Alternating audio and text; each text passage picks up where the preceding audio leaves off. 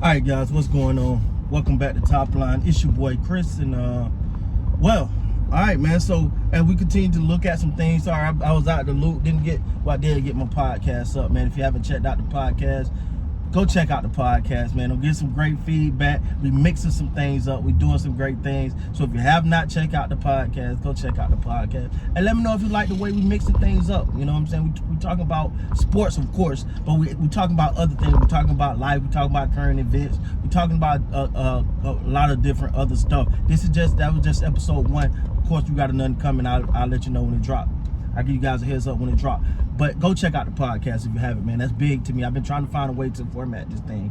But I think I got it. But let me know what you guys think. I really need your help. Now, but what we came here to talk about. All right, so the Toronto Raptors.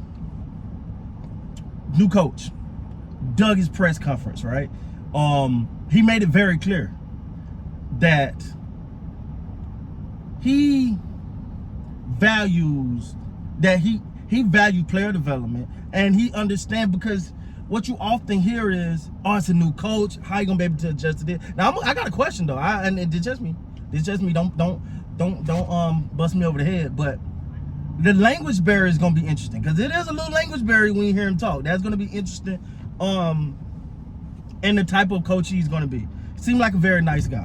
He seems like a very nice guy, but can he be the authoritative? Quite sure I butchered that word, but can he be the authorian? Am I saying that right? Probably not. But can he be the guy that, you know, demands excellence out of his players? You know, that's always the thought process when it comes to being a new coach, especially your first time coach. You know, you new around there. You kind of you don't want to ruffle feathers too much. You know, you're the new guy coming in, so you don't want to cause too much of an uproar. But also, he made it clear, I've been a head coach before now. He was like, I've been a head coach before I came down this road. So this ain't nothing new to me. I understand what it's like. I'm paraphrasing what he said, but I understand what it's like to lead a team. To have a team where I'm going to be solely responsible on the failure and success of this team. We're going to see. I love what he said. Seems to be a mild-mannered guy. But do put an emphasis on certain things. I love it. I watched it. I had a 4-hour drive, so I watched the interview like 2 or 3 times because I had the time. But one of the things that I will say is, this is something. Can I just caveat right here? I want to see the GM. I want to see him at some of these press conferences, man. I want to see him there. I want to see him at some of the press conferences. Is Masai and the coach? It's like, hey, we mentioned somebody. I don't know if he just, you know, out of sight, out of mind. I don't know. And I don't want to, please don't assume I'm assuming. I'm saying he's not engaging and he's not this and he's not that. I'm not saying that. But I would like to see him, because the general manager and that coach got to work together on player personnel more than the president of basketball operations / every other title there is in the organization, Masai Ujiri. The GM got to be in that. And that's always been a little odd to me. I'm like, yo, where my guy at? You know, I want to hear from him too. All right, cool. But I think right now, and you know something else that he said that was important, that I thought was very important. He said, I've already been starting to get to know these players. And that's going to be key. His relationship with those players. You got the draft coming up on the 20th, I want to say. Is it the 20th? I think so. You got the NBA draft coming up on the 20th. You want to see who they go after. Now, it's interesting. Fred VanVleet has already opted out. He opted out. And you know what? I ain't thought about this, and I'm just not thinking about this. The 22nd? The 22nd. Thank you. Look at her. She be kidding. Look at her. She driving and researching. Look at my little research over here. Yeah, that didn't sound safe at all. They seen you was at the stoplight. But at the same time, when it comes to what I noticed, this is what I want to say. Steady Freddy. Now, I don't know. I do not want to read nothing into this. But Steady Freddy read up on, he was the first to congratulate Nick Nurse. Scotty Boyne was the first to congratulate this guy. And there was always been taught of this big brother, little brother syndrome thing between these two. Don't know if there's anything to read into that. But I just thought that was interesting. Fred has already opted out of his player options. It's a great chance he's going to be going somewhere else.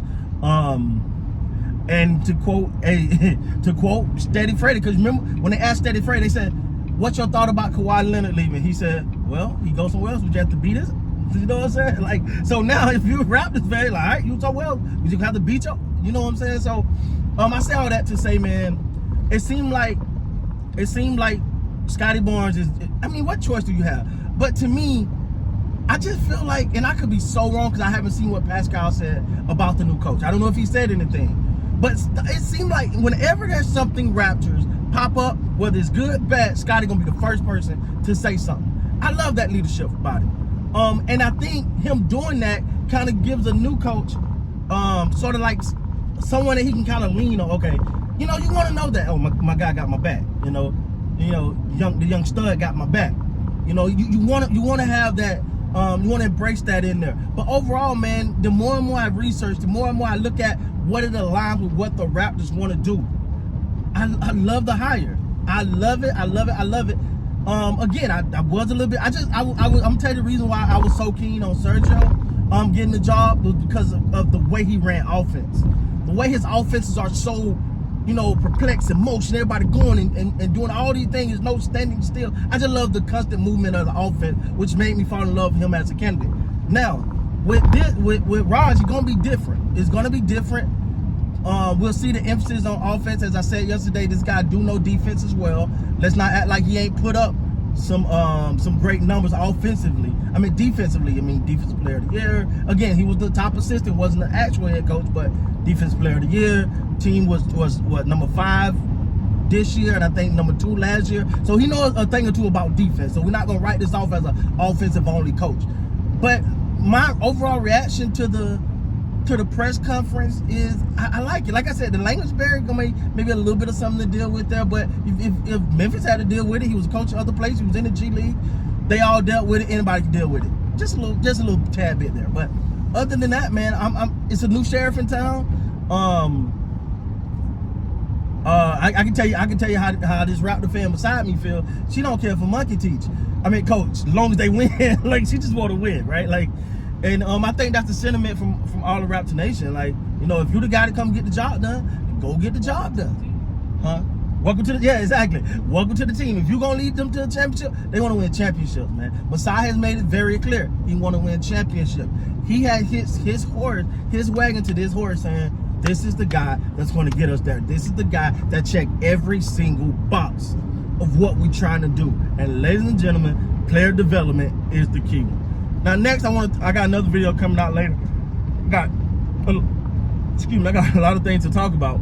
But I got another video coming out later about the where I think the Raptors should go far as who they should really like. All right, we're not losing this guy. We're not losing that guy. We're not losing this guy. These is our core. These guys here is our core. So, but we'll get into that later, man. Hey, thank you guys so much for supporting this channel, man. I love you guys.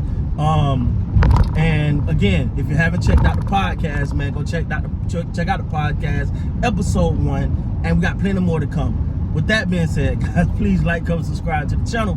Until next time, you guys be great, man.